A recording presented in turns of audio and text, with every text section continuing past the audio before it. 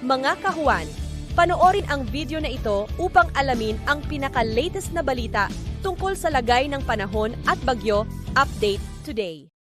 Narito ang ating pinakahuling satellite image kung saan ang ridge ng high pressure area ay nag-extend over northern Luzon. Ibig sabihin yan, mas mababa yung tsansa ng mga thunderstorm development sa lugar na yan.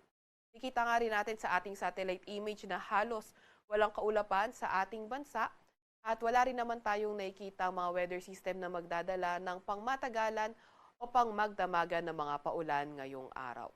Wala rin tayong namomonitor na low pressure area or bagyo sa loob or malapit sa ating Philippine Area of Responsibility. Update muna tayo sa heat index kahapon. Ang naitalang heat index sa Metro Manila ay 37 degrees Celsius at ang pinakamataas sa ating bansa ay 41 degrees Celsius sa may San Jose Occidental, Mindoro.